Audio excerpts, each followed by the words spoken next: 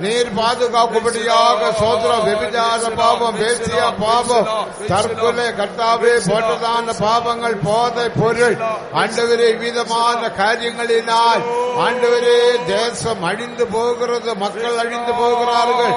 அவிதமான காரியத்திலிருந்து விடுதலை தரும்படியாக ஜீவனுள்ள நாமத்தில் நாங்கள் பெற்று கொண்டாடுகிறோம். ஹல்லேலூயா. சோத்ரம் சோத்ரம் சோத்ரம் சோத்ரம் சோத்ரம் சோத்ரம் சோத்ரம் சோத்ரம் சோத்ரம் சோத்ரம் சோத்ரம் சோத்ரம் சோத்ரம் சோத்ரம் சோத்ரம் சோத்ரம் ஹல்லேலூயா. சோத்ரம் சோத்ரம் சோத்ரம் சோத்ரம் சோத்ரம் சோத்ரம் சோத்ரம் சோத்ரம் சோத்ரம் சோத்ரம் சோத்ரம் சோத்ரம். பொருளாதார நெருக்கடியினால் தேசம் அழிந்து போகாதபடி, பொருளாதார நெருக்கடியினால் எத்தனையோ லட்சம் லட்சம் மக்கள் தற்கொலை செய்து மாண்டு போகிறார்களே, அவர்களுக்காக சோத்திரம். ஆண்டவரே, ஆண்டபடியினால் பொருளாதார நெருக்கடியினால் ஒருவரும் அழிந்து போகாதபடி நீர் பாதுகாக்கும்படியாக ஆண்டவரே, இப்போது யாரெல்லாம் தேவ சமூகத்தில் பொருளாதார நெருக்கடியில் காணப்படுகிறார்களோ அவருடைய நெருக்கடி அகற்றும்படியாக ஜீவனுள்ள நாமத்தில் நாங்கள் சோதரிக்கிறோம். ஆண்டவரே, சோதரம் சோதரம் சோதரம் சோதரம் சோதரம் சோதரம் சோதரம் சோதரம் சோதரம் சோதரம் சோதரம் சோதரம் சோதரம் சோதரம் சோதரம் ஹல்லேலூயா. சோதரம் சோதரம் சோதரம். யுத்தங்கள் வராமல் பாதுகாக்கணுமே, யுத்தங்கள் வராமல் பாதுகாக்கணுமே. சைனாவுக்கும் இந்தியாவுக்கும் பாகிஸ்தானுக்கும் இந்தியாவுக்கும் மற்ற ராஜ்யங்களுக்கும் இந்தியாவுக்கும் யுத்தங்கள் வராதபடி பாதுகாக்கணுமே. எல்லா வல்லமைகளும் நிர்மூலமாக்கும்படியாக மற்ற ராஜ்யங்களுக்கு விரோதமாக யுத்தங்கள் வராமல், கலகங்கள் வராமல் பாதுகாக்கும்படியாக சோதரம் சோதரம் சோதரம். தேவ சபைக்காக சோதரம் சோதரம் சோதரம். ஒவ்வொரு குடும்பத்துக்காக சோதரம் சோதரம் சோதரம் சோதரம். வாலிபர்களுக்காக சோதரம் சோதரம் சோதரம் சோதரம் சோதரம். ஹல்லேலூயா. கர்த்தருடைய வருகை எல்லாரும் எடுத்துக்கொள்ளப்பட உதவி செய்யும்படியாக சோதரம் சோதரம் சோதரம் சோதரம் சோதரம் சோதரம் சோதரம் சோதரம் சோதரம்.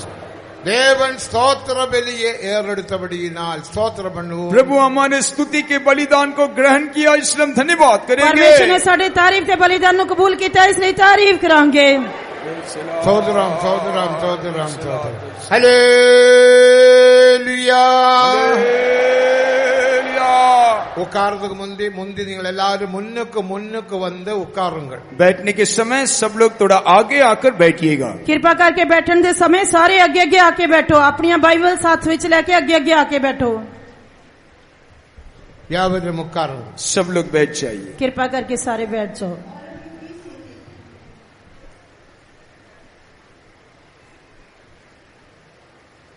இன்றைக்கு கர்த்தருடைய ரகசிய வருகையில் யார் எடுத்துக்கொள்ளப்படும் என்ற விஷயத்தை குறித்து நாம் தியானிப்போமாக. आज परमेश्वर के गुप्त, मसीह के गुप्त आगमन में कौन उठा लिए जाएंगे कर हम उस विषय में प्रभु के वचन को हम ध्यान करेंगे. आज प्रभु यीशु मसीह दी गुप्त आमद दे विच कौन कौन उठाया जाएगा, ਅਸੀਂ इस विषय ਦੇ ਉੱਤੇ ਧਿਆਨ ਕਰਾਂਗੇ.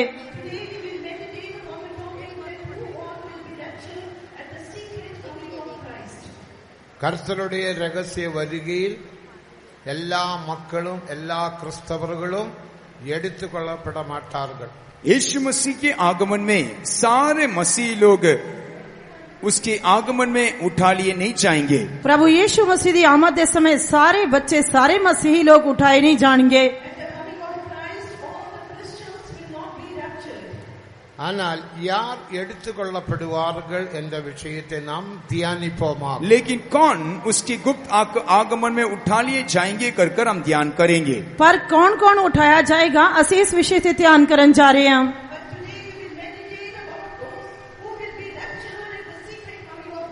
எடுத்துக்கொள்ளப்பட வேண்டுமானால் அவருக்கு சில தகுதிகள் தேவை. यदि आगमन में उठा लिया जाना है तो उनके भीतर कुछ योग्यता का आवश्यकता है. उठाए जान वालियां दे लई कुछ योग्यतावां चाहिदियां हन. அதில் ஒரு தகுதி தான் 1 தெசலோனிக்கர் 4 அதிகாரம் 16-17 வாசிக்கிற கிறிஸ்துவுக்குள் மரித்தவர்கள் எடுத்துக்கொள்ளப்படுவார்கள் என்ற விஷயத்தை நாம் பார்க்கின்றோம். उसमें एक योग्यता ही पहला थिस्सलुनीका 4 अध्याय के 16 और 17 वचन में जो मसीह में मरेंगे वो पहले जी उठेंगे कर हम देख सकते हैं। ਉਹਨਾਂ ਦੇ ਵਿੱਚੋਂ ਪਹਿਲੀ ਯੋਗਤਾ ਅਸੀਂ ਦੇਖਦੇ ਹਾਂ ਪਹਿਲਾ ਥੈਸਲੋਨੀਕੀਆਂ 4 ਅਧਿਆਇ 16 ਤੇ 17 ਵਚਨ ਦੇ ਵਿੱਚ ਜਿਹੜੇ ਮਸੀਹ ਵਿੱਚ ਹੋ ਕੇ ਮੋਏ ਹਨ ਉਹ ਪਹਿਲਾਂ ਜੀ ਉਠਣਗੇ।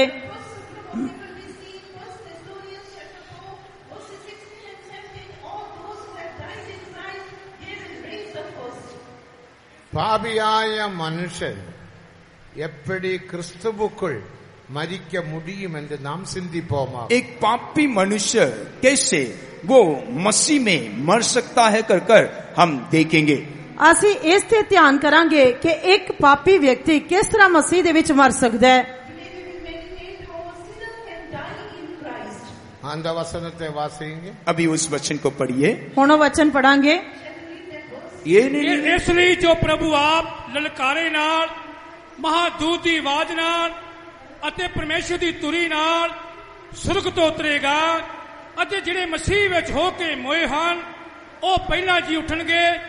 ਤਦ ਅਸੀਂ ਜਿਹੜੇ ਜਿਉਂਦੇ ਅਤੇ ਬਾਕੀ ਰਹਿੰਦੇ ਹਾਂ ਉਹਨਾਂ ਦੇ ਨਾਲ ਹੀ ਹਵਾ ਵਿੱਚ ਪ੍ਰਭੂ ਦੇ ਮਿਲਣ ਨੂੰ ਬੱਦਲਾਂ ਉੱਤੇ ਅਚਾਨਕ ਉਠਾਏ ਜਾਵਾਂਗੇ ਅਤੇ ਇਸੇ ਤਰ੍ਹਾਂ ਅਸੀਂ സദാ പ്രഭു ਦੇ സംഘ രഹാംഗേ। കർത്താവേ ആരവാരത്തോടും പ്രധാന ദൂതനുടെ സത്തത്തോടും ദേവ എക്കാളത്തോടും കൂടെ വാനത്തിലിരുന്ന് ഇറങ്ങി വരുവാർ.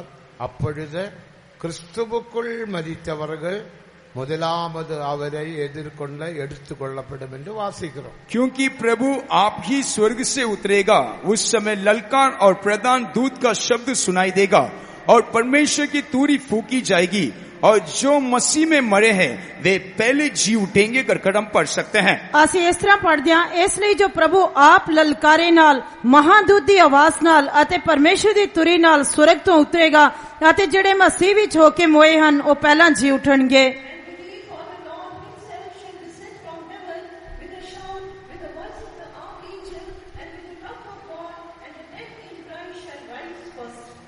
அந்த ரெண்டு வசனத்தில் முக்கியமாக 7 விஷயங்களை நாம் படிக்கின்றோம். इस 2 वचन में मुख्य तौर से हम 7 विषय के बारे में हम पढ़ सकते हैं। ਇਹਨਾਂ 2 ਵਚਨਾਂ ਦੇ ਵਿੱਚ ਅਸੀਂ 7 ਮਹੱਤਵਪੂਰਨ ਵਿਸ਼ੇ ਪੜ੍ਹਦੇ ਹਾਂ। அதில் ஒரு விஷயம்தான் கிறிஸ்துவுக்குள் மரிப்பதும் கிறிஸ்துவுக்குள் உயிரோடு இருப்பதும்। उसमें एक विषय ही मसीह में मरना और मसीह में पहले जी उठना। ਅਤੇ ਉਸ ਵਿੱਚੋਂ ਪਹਿਲਾ ਹੈ ਮਸੀਹ ਦੇ ਵਿੱਚ ਮਰਨਾ ਅਤੇ ਮਸੀਹ ਵਿੱਚ ਜੀ ਉੱਠਣਾ। இப்ப நானே தாரிவாளில் மரிக்க வேண்டும் என்று இருந்தால் என்ன செய்யணும்? यदि मुझे अब धारीवाल में मृत्यु पाना है तो मुझे क्या करना होगा? ਹੁਣ ਜੇਕਰ ਮੈਂ ਧਾਰੀਵਾਲ ਦੇ ਵਿੱਚ ਮਰਨਾ ਚਾਹੀਦਾ ਹਾਂ ਤਾਂ ਮੈਨੂੰ ਕੀ ਕਰਨਾ ਚਾਹੀਦਾ ਹੈ?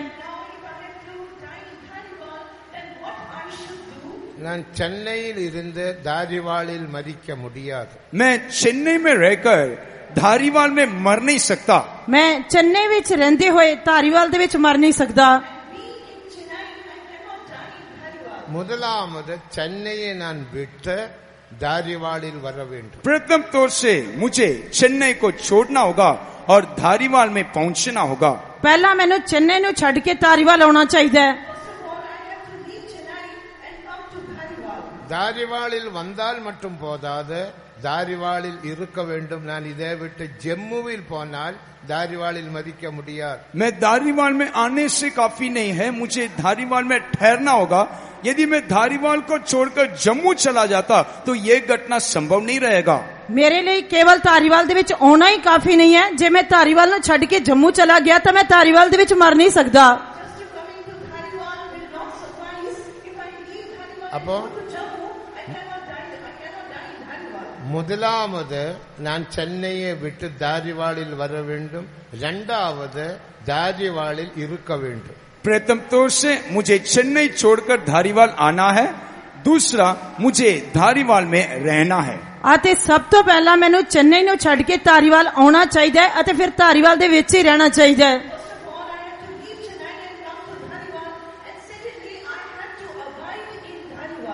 மூன்றாவது ഞാൻ ധാരിവാളിൽ മരിക്ക വേണ്ടും. तीसरा, मुझे धारीवाल में मरना होगा. ਅਤੇ ਤੀਜਾ ਮੈਨੂੰ ਧਾਰੀਵਾਲ ਦੇ ਵਿੱਚ ਮਰਨਾ ਚਾਹੀਦਾ ਹੈ. അപ്പൊ 3 സ്റ്റേജ് ക്രിസ്തുവുക്കുൾ നീ മരിക്ക വേണ്ടുമാനാൽ 3 നിലവരത്തിൽ നീ വര വേണ്ടും. यदि आप मसीह में मरना चाहते हो तो इस 3 अनुभव में आपको पहुंचना होगा. ਇਸ ਤਰ੍ਹਾਂ ਜੇਕਰ ਤੁਸੀਂ ਮਸੀਹ ਵਿੱਚ ਮਰਨਾ ਚਾਹੁੰਦੇ ਹੋ ਤਾਂ ਤੁਹਾਨੂੰ 3 ਅਵਸਥਾਵਾਂ ਦੇ ਵਿੱਚ ਆਉਣਾ ਚਾਹੀਦਾ ਹੈ.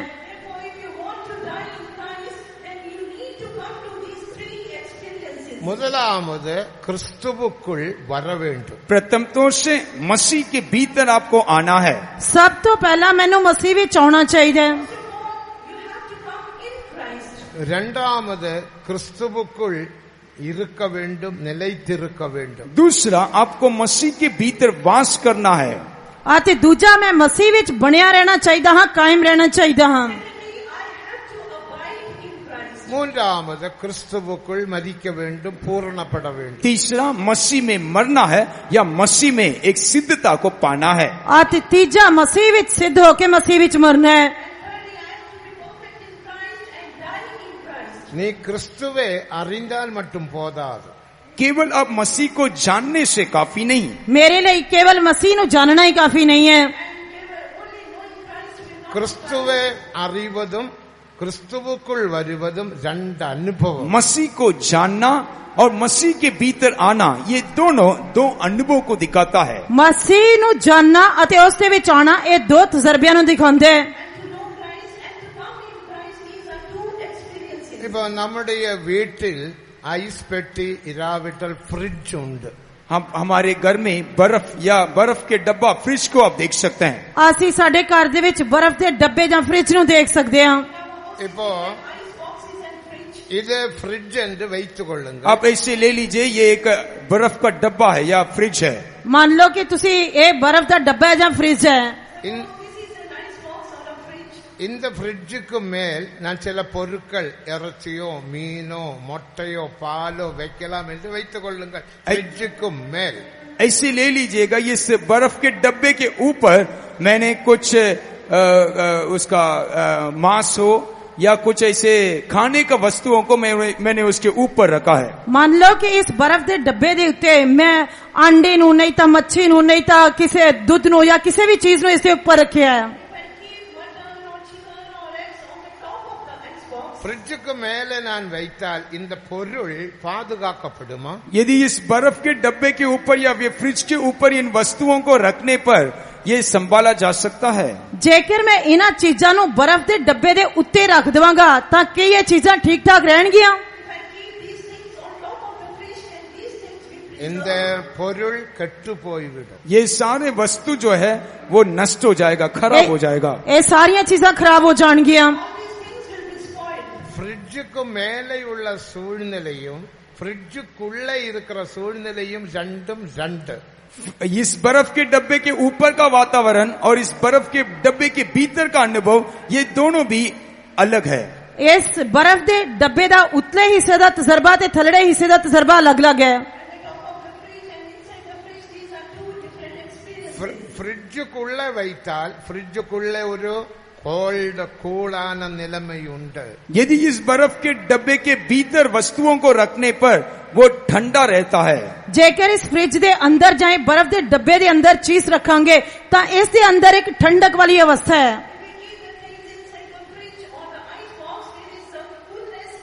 அந்த கோல்டினால கூலினால் அந்த பொருள் பாதுகாக்கப்படும். उस ठंडेपन के कारण वो वस्तु जो है वो संभाला जा सकता है. ਅਤੇ ਉਸ ਦੇ ਅੰਦਰਲੇ ਠੰਡਕ ਦੇ ਨਾਲ ਇਹ ਸਾਰੀਆਂ ਚੀਜ਼ਾਂ ਸੰਭਾਲੀਆਂ ਜਾਣਗੀਆਂ. இதே போல கிறிஸ்துவை அறிவது ஒரு மேலே இருக்கிற பகுதி அனுபவம் போல. ऐसे ही मसीह को जानना जो है इस बर्फ के डब्बे के ऊपर रखा वो वस्तुओं के समान रहेगा. ਅਤੇ ਇਸੇ ਤਰ੍ਹਾਂ ਮਸੀਹ ਨੂੰ ਕੇਵਲ ਜਾਣਨਾ ਚੀਜ਼ਾਂ ਨੂੰ ਬਰਫ਼ ਦੇ ਡੱਬੇ ਦੇ ਉੱਤੇ ਰੱਖੇ ਹੋਏ ਤਜਰਬੇ ਦੇ ਅਨੁਸਾਰ ਹੈ. യേശു ദൈവം എന്ന് എല്ലാവർക്കും தெரியும். यीशु मसीह परमेश्वर है कर सारे लोग जानते हैं. ਇਹ ਤਾਂ ਸਾਰੇ ਲੋਕ ਜਾਣਦੇ ਹਨ ਕਿ ਯੀਸ਼ੂ ਮਸੀਹ ਪਰਮੇਸ਼ਰ ਹੈ. பரலோகமுண்டு நரகமுண்டு என்று எல்லாருக்கும் தெரியும். सब लोग जानते हैं एक स्वर्ग है और एक नरक है. सबनों पता है कि एक स्वर्ग है तो एक नरक है. യേശു നമ്മെ സുഖമാക്കുവാർ എன்ற ഒരു അറിവ് എല്ലാവർക്കും ഉണ്ട്. सबको एक जानकारी है कि यीशु मसीह हमें चंगा करता है. आते सारियां नु ये भी पता है कि प्रभु यीशु मसीह शिफा देने वाला है. അതെല്ലാം മേലാന അറിവ്. ये सारे बातें ऊपरी जानकारी है. ये सारी ऊपरली जानकारी है. എന്നാൽ യേശുവുക്കുൾ വരുമ്പോൾ താൻ ശരിயான മേന്മயான അറിവ് പെറ്റുകൊള്ളുക. लेकिन मसीह के भीतर हम आने से ही एक वास्तविक ऊंचा ज्ञान को हम प्राप्त करेंगे. पर मसीह दे विच आउण दे नाल ही ਅਸੀਂ सही जलाली जानकारी ਨੂੰ प्राप्त कर सकते हैं.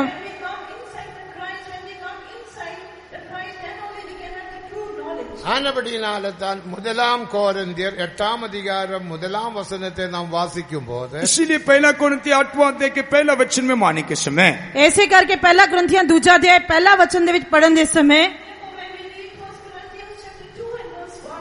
അറിവ് ഇരുമാപ്പെ ഉണ്ടാക്കുമെന്നും ദേവ അൻപ് ഭക്തിവിരുത്തിയെ ഉണ്ടാക്കുമെന്നും വാസിக்கிறோம். वहां हम पढ़ सकते हैं ज्ञान घमंड को उत्पन्न करता है लेकिन प्रेम उन्नति को उत्पन्न करता है. पर उस विच लिखा कि ज्ञान घमंड नु उत्पन्न करता है पर भेद जानकारी नु पैदा करता है.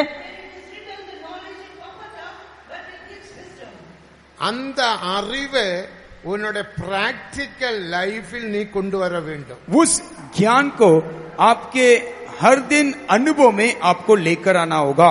उस ज्ञान नु सानू अपने अभ्यासी जीवन दे विच लेके आना चाहिए. प्रैक्टिकल அறிவு தான் உண்மையான அறிவு. प्रायोगिक ज्ञान जो है वही वास्तविक ज्ञान है. अभ्यासी ज्ञान ही सही ज्ञान है. പഠിക്കുമ്പോൾ ഒരു അറിവുണ്ടാകും. पढ़ने के समय एक ज्ञान को हम प्राप्त कर सकते हैं. पढ़न दे समय भी ऐसे ज्ञान या जानकारी प्राप्त करते हैं. ഇപ്പൊ കാർ ഓട്ടുമ്പോൾ जैसे हम गाड़ी चलाते हैं जिस तरह से कार चलाने समय അത് കാർ ഇപ്പടി ഓട്ടണം, ഗിയർ പോടണം, ബ്രേക്ക് അടിക്കണം, ക്ലച്ച് അമർത്തണം എല്ലാം നമുക്കൊരു അറിവുണ്ട്. ऐसे गाड़ी को चलाना है, ब्रेक दबाना है, क्लच डालना है, ये सारी जानकारी हमें है. कार चलाने समय सानू क्लच दबना है, गियर पाना है, स्पीड देनी है, ब्रेक लगानी है, ये सारी जानकारी सानू है.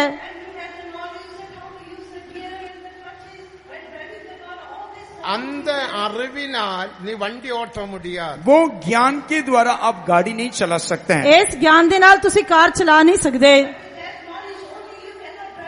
அந்த அறிவினால் உனக்கு ஒரு பிராக்டிக்கல் அறிவுண்டாகணும். वो ज्ञान के द्वारा एक अभ्यासी ज्ञान आपको रह सकता होगा.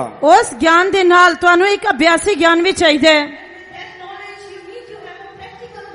அதுக்கு தான் பழக்கம் என்று நாம் வாசிக்கிறோம். उसके लिए ही हमें अभ्यास करना है, कर हम पढ़ सकते हैं. आते उसे लिए ऐसी पढ़ सकते हैं कि सानू अभ्यास करना चाहिए.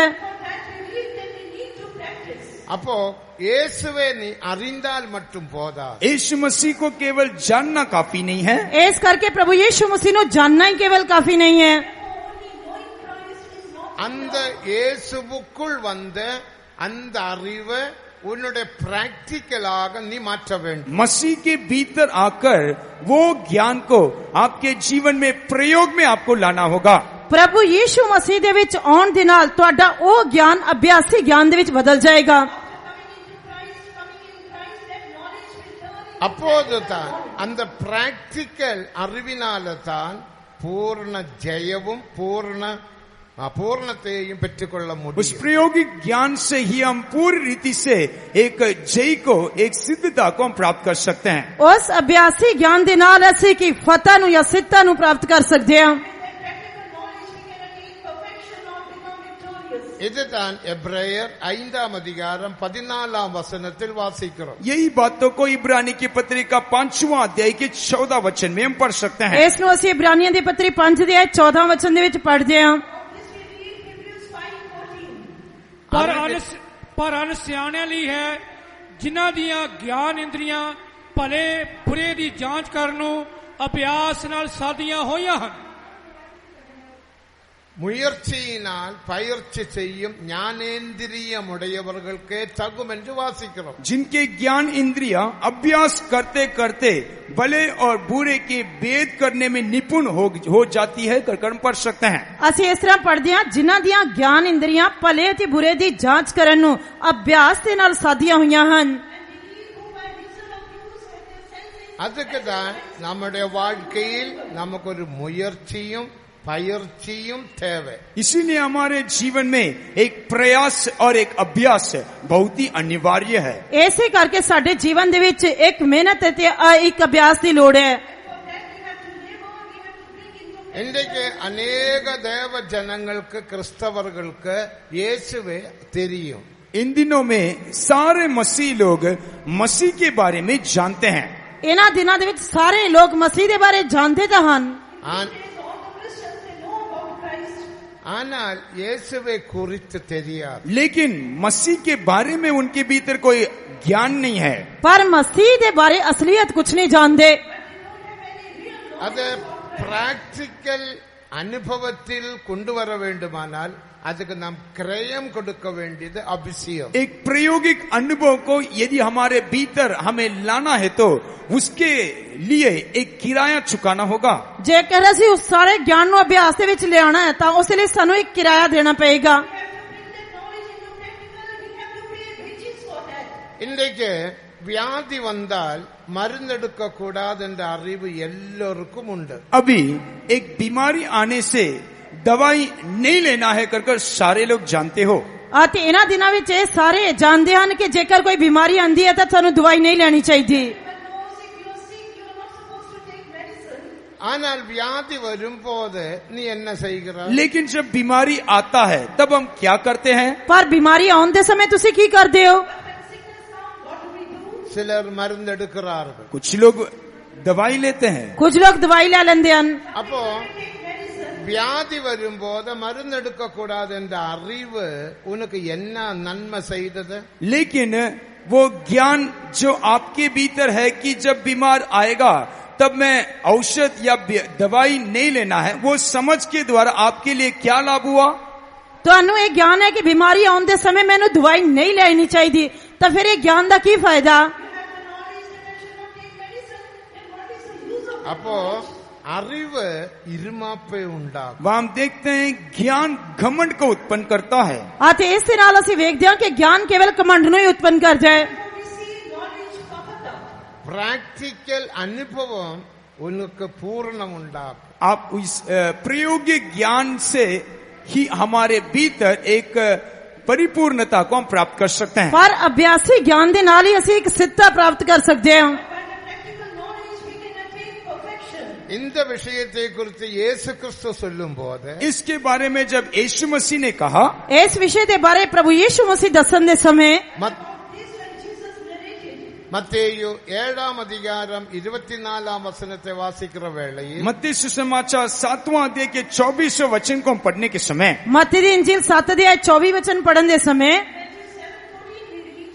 நான் சொன்னதான வார்த்தையின்படி செய்கிறவன் எவனோ அவன் கண்மலையில் கட்டப்பட்ட புத்தியுள்ள மனுஷனுக்கு ஒப்பிடுவேன் என்று நாம் வாசிக்கிறோம். वहाँ हम ऐसे पढ़ सकते हैं कि इसलिए जो कोई मेरी ये बातें सुनकर उसे मानता है वह उस बुद्धिमान मनुष्य के समान ठहरेगा जिसने अपना घर चट्टान में बनाया. ਅਸੀਂ ਪੜਦੇ ਹਾਂ, ਸੋ ਹਰੇਕ ਜੋ ਮੇਰੇ ਬਚਨ ਸੁਣਦਾ ਤੇ ਉਹਨਾਂ ਉੱਤੇ ਚੱਲਦਾ ਹੈ ਉਹ ਉਸ ਬੁੱਧਵਾਨ ਵਰਗਾ ਜਾਣਿਆ ਜਾਵੇਗਾ ਜਿਨੇ ਪੱਥਰ ਉੱਤੇ ਆਪਣਾ ਘਰ ਬਣਾਇਆ.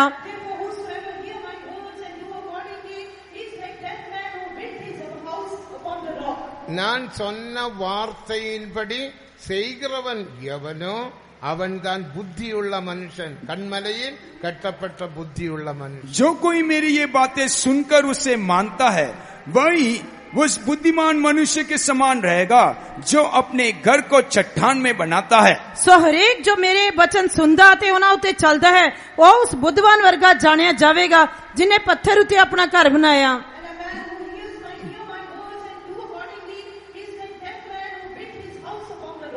மேலும் ரோமர் 2ஆம் அதிகாரம் 13ஆம் வசனத்தை வாசிக்கும் போது आगे हम रोमी की पत्री का दूसरा अध्याय के 13 वचन को हम पढ़ने से ਰੋਮੀਆਂ ਦੀ ਪੱਤਰੀ ਦੂਜਾ ਅਧਿਆਇ 13 ਵਚਨ ਪੜਨ ਦੇ ਸਮੇਂ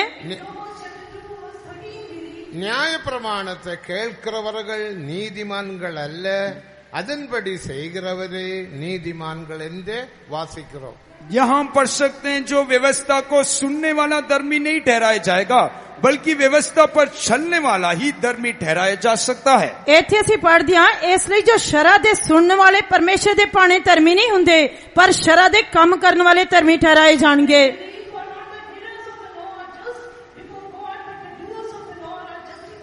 இதே காரியம் யாக்கோபு 2ஆம் அதிகாரம் 22ஆம் வசனத்தின்படியும் எசேக்கியேல் 33-31ஆம் வசனத்தின்படியும் நாம் வாசிக்கிறோம். यही वचन को इसी के बारे में आप याकूब का पुस्तक 2 अध्याय के 22 वचन और एसेकियेल भविष्यवक्ता का पुस्तक 33 अध्याय के 31 वचन में पढ़ सकते हैं। यही गल ਅਸੀਂ याकूब ਦੀ ਪੱਤਰੀ 2 ਅਧਿਆਇ 22 ਵਚਨ ਅਤੇ ਹਿਸਕੀਏਲ ਦੀ ਕਿਤਾਬ 33 ਅਧਿਆਇ 31 ਵਚਨ ਦੇ ਵਿੱਚ ਪੜ੍ਹਦੇ ਹਾਂ।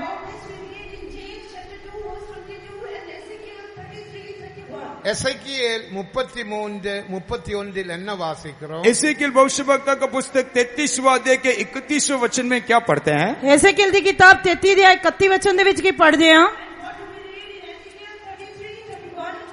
வழக்கத்தின்படி அவர்கள் எல்லோரும் என் ஜனங்களைப் போல என் சமூகத்தில் கூடியிருக்கிறார்கள், என்னை துதிக்கிறார்கள், இன்பமாக பேசுகிறார்கள். ஆனால் அவருடைய இருதயமோ பொருளாசையினால் நிரம்பி இருக்கிறது, அதன்படி அவர்கள் செய்கிறதில்லை. वे प्रजा के समान तेरे पास आते हैं, मेरी प्रजा बनकर मेरे सामने बैठकर मेरे वचन को सुनते हैं, परंतु उन पर चलते नहीं।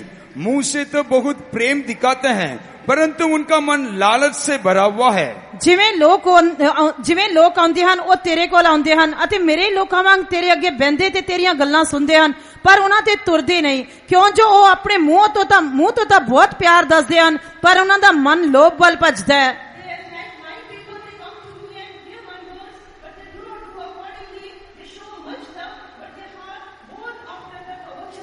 ஆனபடியினால் கன்வென்ஷனுக்கு வந்ததினால் நாம் நீதிமான்களாக்கப்படுவதில்லை. கன்வென்ஷனுக்கு வந்து இங்க பெற்றதான ஆசீர்வாதங்கள் வசனத்தின்படி நாம் ஜீவித்து அந்த ஜீவியத்தினால் உண்டாகும் அறிவினால் வளர்ந்து பூர்ணப்பட வேண்டும். इसीलिए केवल कन्वेंशन में आने के कारण हम धर्मी नहीं ठहराए जा सकते हैं, बल्कि ये कन्वेंशन में आकर जो कुछ बातें हमने सुना है उसको हम सुनकर उसमें बढ़कर हमें धर्मी होकर बनना है। ਅਸੀਂ सम्मेलन ਦੇ ਵਿੱਚ ਆਉਣ ਦੇ ਨਾਲ ਹੀ ਕੇਵਲ ਧਰਮੀ ਨਹੀਂ ਠਹਿਰਾਏ ਜਾ ਸਕਦੇ, ਪਰ सम्मेलन ਵਿੱਚ ਆ ਕੇ ਪਰਮੇਸ਼ਰ ਦਾ ਵਚਨ ਸੁਣ ਕੇ ਅਸੀਂ ਜੋ ਬਰਕਤਾਂ ਪ੍ਰਾਪਤ ਕੀਤੀਆਂ ਹਨ, ਜੇਕਰ ਅਸੀਂ ਉਸ ਵਚਨ ਦੇ ਅਨੁਸਾਰ ਜੀਵਨ ਬਤੀਤ ਕਰਾਂਗੇ, ਉਸ ਦੇ ਵਿੱਚ ਵਧਦੇ ਜਾਵਾਂਗੇ ਤਾਂ ਸਿੱਧਾ ਨੂੰ ਪ੍ਰਾਪਤ ਕਰਾਂਗੇ।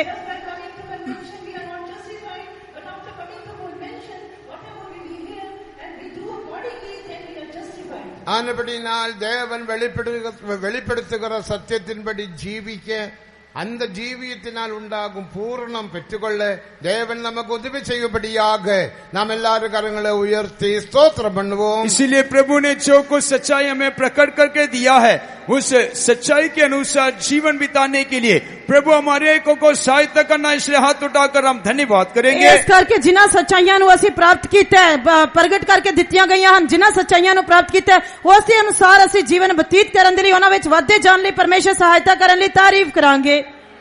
சோதரம் சோதரம் சோதரம் சோதரம் சோதரம். ஆமென்.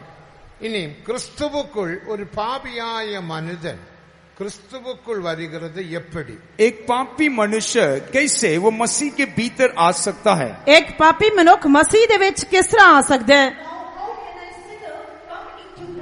கிறிஸ்துவை அறிந்து கொள்வது எப்படி என்று நான் கேட்கவில்லை. मैं यह नहीं पूछता हूँ कि मसीह को कैसे हम जान सकते हैं। मैं ਤੁਹਾਨੂੰ ਇਹ ਨਹੀਂ ਪੁੱਛ ਰਿਹਾ ਕਿ ਅਸੀਂ ਕਿਸ ਤਰ੍ਹਾਂ ਮਸੀਹ ਨੂੰ ਜਾਣ ਸਕਦੇ ਹਾਂ। கிறிஸ்துவை அறிந்து கொள்ள நீ பைபிள் படித்தால் போதும். मसीह के बारे में यदि एक जानकारी को प्राप्त करना है तो आप पवित्र वचन को पढ़ने से काफी है। ਜੇਕਰ ਤੁਸੀਂ ਮਸੀਹ ਦੇ ਬਾਰੇ ਕੇਵਲ ਜਾਣਕਾਰੀ ਪ੍ਰਾਪਤ ਕਰਨਾ ਚਾਹੁੰਦੇ ਹੋ ਤਾਂ ਤੁਹਾਡੇ ਲਈ ਕੇਵਲ ਬਾਈਬਲ ਨੂੰ ਪੜ੍ਹਨਾ ਕਾਫੀ ਹੈ।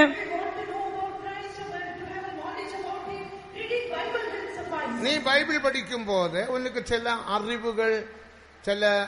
அறிவுகள் உண்டாகும். जब आप वचन को पढ़ते हो तब कुछ ज्ञान को आप प्राप्त कर सकते हैं। ਬਾਈਬਲ ਪੜਨ ਦੇ ਨਾਲ ਤੁਹਾਨੂੰ ਥੋੜਾ ਬਹੁਤ ਗਿਆਨ ਆਏਗਾ। ബൈബിൾ പഠിച്ചതിനാല് നീ ക്രിസ്തുവുക്കുൾ വര മുടിയാതെ. वचन को पढ़ने के खातिर आप मसीह के भीतर आ नहीं सकते हो। ਬਾਈਬਲ ਪੜਨ ਦੇ ਨਾਲ ਤੁਸੀਂ ਮਸੀਹ ਦੇ ਵਿੱਚ ਨਹੀਂ ਆ ਸਕਦੇ। ക്രിസ്തുവുക്കുൾ വര വേണ്ടുമാനാൽ ജേക്കർ യോവാൻ 14 അധികാരം 20 വചനത്തെ നാം വാസിക്കുമ്പോൾ यूहन्ना सुसमाचार 14 अध्याय के 20वें वचन को हम पढ़ने के समय ਮਸੀਹ ਦੇ ਵਿੱਚ ਆਉਣ ਦੇ ਲਈ ਯਹੂਨਾ ਦੀ ਇੰਜੀਲ 14 ਅਧਿਆਇ 20 ਵਚਨ ਪੜਨ ਦੇ ਸਮੇਂ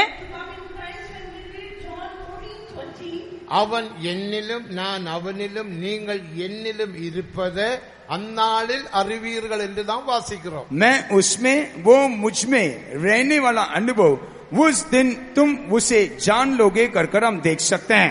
ਅਸੀਂ ਦੇਖ ਸਕਦੇ ਹਾਂ ਉਸ ਦਿਨ ਤੁਸੀਂ ਜਾਣੋਗੇ ਭਈ ਮੈਂ ਆਪਣੇ ਪਿਤਾ ਵਿੱਚ ਔਰ ਤੁਸੀਂ ਮੇਰੇ ਵਿੱਚ ਤੇ ਮੈਂ ਤੁਹਾਡੇ ਵਿੱਚ ਹਾਂ। ഞാൻ ദേവനിലും ദേവൻ എന്നിലും നിങ്ങൾ എന്നിലും ഇരുപ്പത് അന്നാളിൽ അറിവീറുകൾ. मैं प्रभु में और प्रभु मुझ में और आप हम में रहना उस दिन तुम जान लोगे। ਉਸ ਦਿਨ ਤੁਸੀਂ ਜਾਣੋਗੇ ਭਈ ਮੈਂ ਆਪਣੇ ਪਿਤਾ ਵਿੱਚ ਔਰ ਤੁਸੀਂ ਮੇਰੇ ਵਿੱਚ ਤੇ ਮੈਂ ਤੁਹਾਡੇ ਵਿੱਚ ਹਾਂ।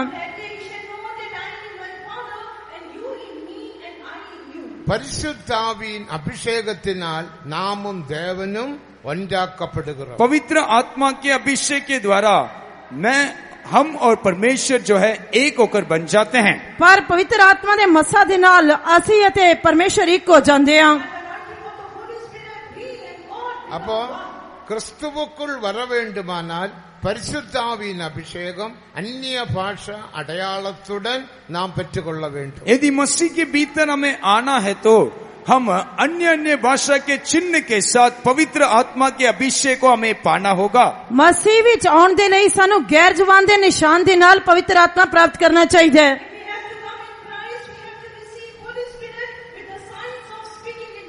രക്ഷിക്കപ്പെടുമ്പോൾ നീ ക്രിസ്തുവുക്കുൾ വരികരുതില്ലേ.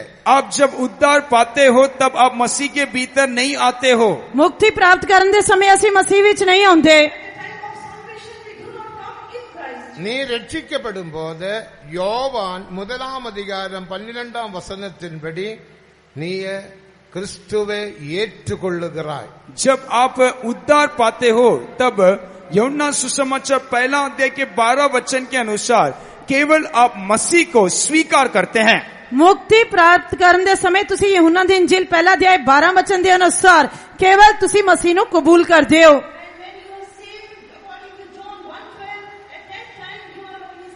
അവരെ വിശ്വാസിച്ച് അവരെ ഏറ്റുകൊണ്ടവർകൾ എത്തന പേർകളോ അത്തന പേർകളും ദേവനുടെ പിള്ളകളാകുംപടി അധികാരം കൊടുത്താർ എന്ന് നാം വാസിக்கிறோം. वहां पढ़ते हैं परंतु जितनों ने उसे ग्रहण किया उसने उन्हें परमेश्वर के संतान होने का अधिकार दिया अर्थात उन्हें जो उसके नाम पर विश्वास करते हैं।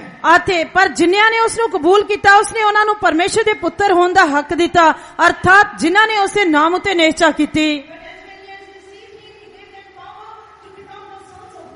രക്ഷിക്കപ്പെടുമ്പോൾ യേശുവെ നാം രക്ഷകരാகவும் ആണ്ടവരാகவும் ഏറ്റുകൊള്ളുகிறோம்.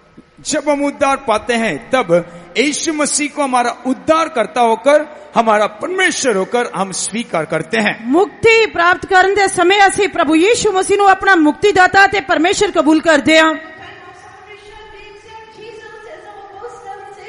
യേശുവുക്കുൾ और ക്രിസ്തുവുക്കുൾ വരികരുതില്ലേ. हम मसीह के भीतर हम नहीं आते हैं। ਇਹਨਾਂ ਕਰਨ ਦੇ ਨਾਲ ਅਸੀਂ ਮਸੀਹ ਦੇ ਵਿੱਚ नहीं आए। ജ്ഞാനസ്നാനത്തിലും നാം ക്രിസ്തുവുക്കുൾ വരികരുതില്ലേ. बपतिस्मा में भी पानी के बपतिस्मा में भी हम मसीह के भीतर नहीं आ सकते हैं। ਪਾਣੀ ਦੇ ਬਪਤਿਸਮੇ ਦੇ ਨਾਲ ਵੀ ਅਸੀਂ ਮਸੀਹ ਦੇ ਵਿੱਚ ਨਹੀਂ ਆਉਂਦੇ। ഗലാത്യർ 3 അധികാരം 26 27 വചനങ്ങളെ വാസിക്കുമ്പോൾ गलाती की पत्रिका 3 अध्याय के 26 और 27 को हम पढ़ने के समय ਗਲਾਤੀਆਂ ਦੀ ਪੱਤਰੀ 3 ਅਧਿਆਇ 26 ਤੇ 27 ਵਚਨ ਪੜਨ ਦੇ ਸਮੇਂ ജ്ഞാനസ്നാനം എടുത്തവർകൾ എത്തന പേർകളോ അത്തന പേർകളും ക്രിസ്തുവെ தரித்து கொண்டிருக்கிறீர்களே. वहां हम पढ़ सकते हैं कि जितने लोगों ने बपतिस्मा लिया है उन्होंने मसीह को पहन लिया है. ਉਸ ਵਿੱਚ ਅਸੀਂ ਪੜ੍ਹਦੇ ਹਾਂ ਕਿਉਂ ਜੋ ਤੁਸਾਂ ਜਿਨ੍ਹਾਂ ਨੇ ਮਸੀਹ ਵਿੱਚ ਬਪਤਿਸਮਾ ਲਿਆ ਮਸੀਹ ਨੂੰ ਪਹਿਨ ਲਿਆ. இப்போ இந்த டவலை நான் விலை கொடுத்து கிரயம் கொடுத்து ஒரு கடையில் இருந்து நான் வாங்கின பிறகு இது எனக்கு சொந்தமாய் விட்டது. अभी ये रुमाल को मैंने एक दुकान से खरीद लिया हूँ, उसका कीमत को चुकाया हूँ. अभी ये रुमाल मेरा है. ਹੁਣ ਇਸ ਰੁਮਾਲ ਨੂੰ ਮੈਂ ਦੁਕਾਨ ਤੇ ਜਾ ਕੇ ਇਸ ਦੀ ਕੀਮਤ ਚੁਕਾ ਕੇ ਇਸ ਨੂੰ ਖਰੀਦਿਆ, ਹੁਣ ਇਹ ਮੇਰਾ ਹੈ. இப்போ இந்த தண்ணி என்றே வைத்துக் கொள்ளுங்க. अभी ये पानी को ले लीजिए. ਹੁਣ ਪਾਣੀ ਨੂੰ ਲੈ ਲਓ. ஒரு கூல் ட்ரிங்க்ஸ் என்று வைத்துக் கொள்ளுங்க. एक ठंडा, ਇਸ ਦੇ ਅੰਦਰ ਇੱਕ ਠੰਡਾ ਪੀਣ ਵਾਲੀ चीज रख दो. கொடுத்து வாங்கின போது எனக்கு சொந்தமாய் விட்டது. जब मैंने इसका पैसा कीमत चुकाकर इसको लिया तब ये ठंडा मेरा हो गया. जब मैं इस ठंडे के पैसे दे के खरीदिया था ये मेरा हो गया. அடுத்து அது நான் வீட்டில் கொண்டு வந்தேன். इसीलिए मैंने इसको अपना घर में लाया. ऐसे करके मैं ठंडा अपने घर विच ले आया. ஒரு கப்பிலும் ஊத்தினேன். अभी इस ठंडा को एक कप में मैंने डाल दिया. ਹੁਣ इस ठंडे ਨੂੰ मैं अपने कप विच पाया. இப்போ கூல் ட்ரிங்க்ஸ் எனக்குள்ள போய் விட்டதா? अभी ये कोल्ड ड्रिंक जो है, ये ठंडा जो है मेरे भीतर चला गया है क्या?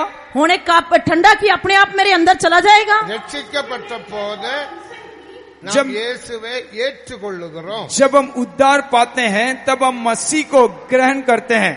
इस करके मुक्ति प्राप्त करने दे समय ਅਸੀਂ केवल मसीह ਨੂੰ कबूल करते हैं.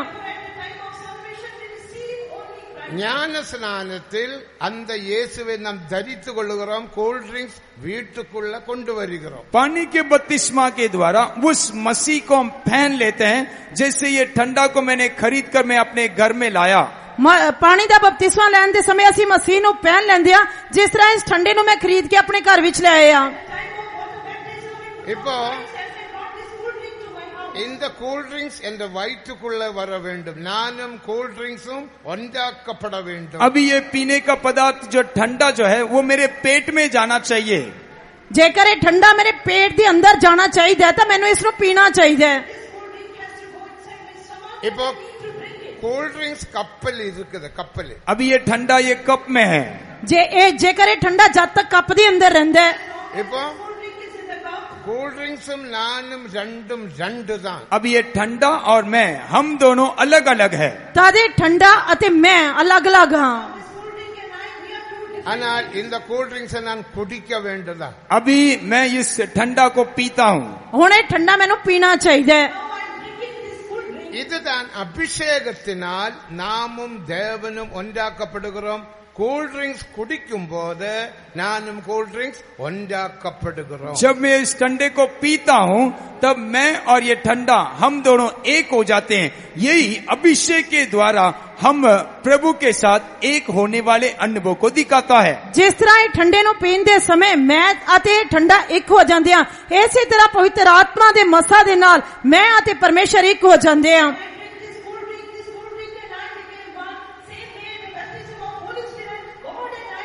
அதுதான் நான் என் பிதாவிலும் அவர் என்னிலும் நான் அவரிலும் இருப்பதை அந்நாளில் அறிவீர்கள். मैं उस मेरे पिता में और वो मुझ में और मैं उसमें रहना उस दिन तुम जान लोगे. उस दिन तुसी जानोगे भाई मैं अपने पिता विच और तुसी मेरे विच ते मैं तुहाडे विच हां.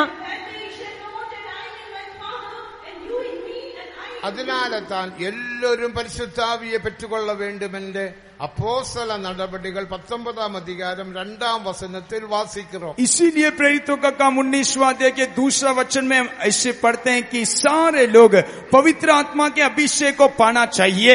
ऐसे करके रसूलां दे करतब 19 अध्याय 2 वचन दे विच ਅਸੀਂ पढ़दे हां कि सब दे लिए पवित्र आत्मा प्राप्त करना जरूरी है.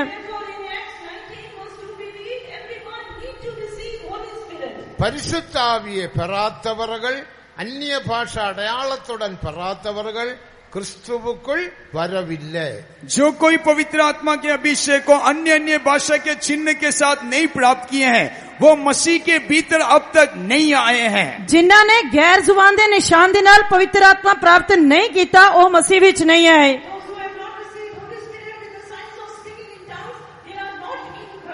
எப்படி இந்த அபிஷேகத்தை பெற்றுக்கொள்ளலாம்? कैसे इस अभिषेक को हम प्राप्त कर सकते हैं? इस मसा नु ਅਸੀਂ किस तरह प्राप्त कर सकते हैं? அப்போஸ்தல நடபடிகள் 2ஆம் அதிகாரம் 38ஆம் வசனத்தை நாம் வாசிக்கும் போது प्रेरितों का काम दूसरा अध्याय के 38वें वचन को हम पढ़ने के समय रसूलां दे करतब दूसरा अध्याय 38 वचन पढ़ने दे समय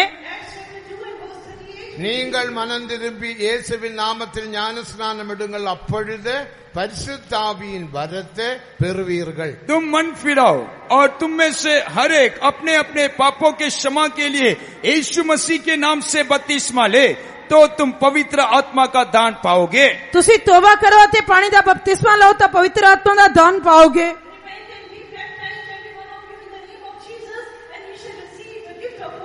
பரிசுத்த ஆவியை பெற வேண்டுமானால் மனம் திரும்பி பாபாரிக்கை செய்த பிதா குமாரன் பரிசுத்த ஆவியின் நாமத்தில் தண்ணீரில் முழுக்க ஞான ஸ்நானம் எடுக்க வேண்டும். यदि पवित्र आत्मा का अभिषेक को पाना है तो हम मन फिराकर पापों के लिए पछताकर इकरार कर कर यीशु मसीह के नाम से हमें पानी का बपतिस्मा लेना होगा. ਇਸ ਕਰਕੇ ਤੋਬਾ ਕਰਕੇ ਜੇਕਰ ਅਸੀਂ ਪਵਿੱਤਰ ਆਤਮਾ ਪ੍ਰਾਪਤ ਕਰਨਾ ਚਾਹੁੰਦੇ ਹਾਂ ਤਾਂ ਸਾਨੂੰ ਪਾਪਾਂ ਦੀ ਮਾਫੀ ਪ੍ਰਾਪਤ ਕਰਨੀ ਚਾਹੀਦੀ ਹੈ ਅਤੇ ਪ੍ਰਭੂ ਯੀਸ਼ੂ ਮਸੀਹ ਦੇ ਨਾਮ ਤੇ ਬਪਤਿਸਮਾ ਲੈਣਾ ਚਾਹੀਦਾ ਹੈ.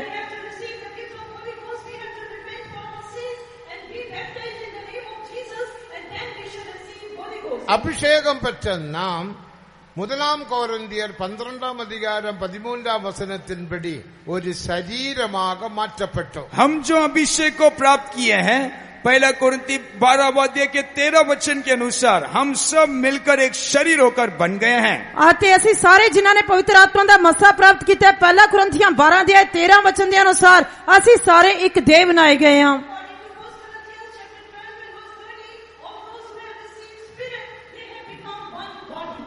ஒரு சரீரம் பல பல அவயவங்கள். एक ही देह है लेकिन उसके कई अंग है. एक शरीर है पर उससे कई अंग हैं. தேவனுக்கு மகிமை. प्रभु की महिमा हो. परमेश्वर के नाम दी महिमा होए. அபிஷேகம் பெற்ற நாம் யாவரும் சரீரமான சபையின் அவயவங்களாக காணப்படுகிறோம். अभिषेक प्राप्त किए हुए हम हर एक लोग शारीरिक रूपी शरीर कलीसिया जो शरीर है उसके अंगों कर्म पाए जाते हैं. इस करके ਅਸੀਂ पवित्र आत्मा प्राप्त ਕੀਤੇ ਹੋਏ ਸਾਰੇ ਦੇਹ ਰੂਪੀ ਕਲੀਸਿया ਦੇ ਅੰਗਾਂ ਦੇ ਰੂਪ ਵਿੱਚ ਪਾਏ ਜਾਂਦੇ ਹਾਂ.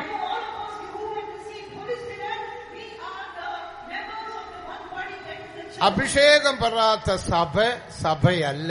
जो कलीसिया अभिषेक नहीं प्राप्त किया है वो कलीसिया नहीं हो सकता. मसा प्राप्त ना कीती हुई कलीसिया कलीसिया नहीं है. அபிஷேகம் பெறாதவர்கள் சரீரமான சபையின் அவயவம் அல்ல. जो कोई अभिषेक नहीं प्राप्त किए हैं देह रूपी कलीसिया का एक अंग होकर नहीं रह पाएंगे. जिन्हों ने मसा प्राप्त नहीं किया वो देह रूपी कलीसिया दे अंग नहीं हो सकते. நீ அபிஷேகம் பெறாவிட்டால் கர்த்தருடைய வருகையில் எடுத்துக்கொள்ளப்பட முடியாது. यदि आप पवित्र आत्मा का अभिषेक नहीं पाए हैं तो प्रभु के आगमन में उठा लिए नहीं जा सकते हैं. जेकर तुसी पवित्र आत्मा दा मसा प्राप्त नहीं किया तो तुसी प्रभु दी आमद दे विच उठाए नहीं जा सकते. அபிஷேகம் பெறாத யாராவது இங்கே இருப்பீர்களானால் நீங்கள் சீக்கிரமாக உங்களை தாழ்த்தி பரிசுத்த ஆவியின் அபிஷேகத்தை अन्य भाषा अड़यालतुडन पेट्टुकोल्लुंगल. यदि हमारे बीच में से कोई है जो पवित्र आत्मा के अभिषेक को नहीं पाए हैं अपने आप को अलीम कीजिए और जल्द से जल्द पवित्र आत्मा के अभिषेक को अन्य अन्य भाषा के चिन्ह के साथ पा लेना. इत्थे जिन्ने भी लोग हैं जिन्होंने पवित्र आत्मा का मसा प्राप्त नहीं किया कृपा करके अपने आप को हलीम करके गैर जुबान के निशान के नाल पवित्र आत्मा प्राप्त करो.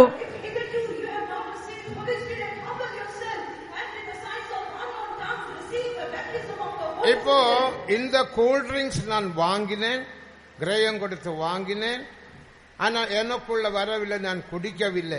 இப்போது இந்த கூல் ட்ரிங்க்ஸை நான் பார்க்கலாம். अभी ये ठंडा को मैंने खरीद लिया हूँ, मेरे पास है, मैंने उसको पिया नहीं है लेकिन मैं उसको देख सकता हूँ. आते हुणे ठंडे नु मैं पैसे दे के खरीद लिया पर मैं इसनु पीता नहीं है पर मैं इसनु वेख सकता हाँ. இதே போல அபிஷேகம் பெறாவிட்டால் யோவான் 3ஆம் அதிகாரம் 3ஆம் வசனத்தின்படி மெய்யாகவே மெய்யாகவே நான் உனக்கு சொல்லுகிறேன் അഞ്ചാം വസനത്തിൻപടി തണ്ണീരിലും ആവിയിനാലും പിറവാത്തവൻ ദേവനുടെ രാജ്യത്തുക്കുൾ പ്രവേശിക്ക മുടിയാത്. यूहन्ना सुसमाचार 3 अध्याय के 5वें वचन के अनुसार जिसका जल और आत्मा से नया जन्म न ले वो परमेश्वर के राज्य के भीतर प्रवेश नहीं कर सकता है। जिस तरह यूहन्ना दी इंजील 3 अध्याय 5 वचन के अनुसार जिन्हां ने पवित्र आत्मा प्राप्त नहीं कीता, मैं तुहानू सच-सच आखदा हां कोई मनुख जेकर जल और आत्मा तो ना जमे तां परमेश्वर दे राज विच वड़ नहीं सकदा।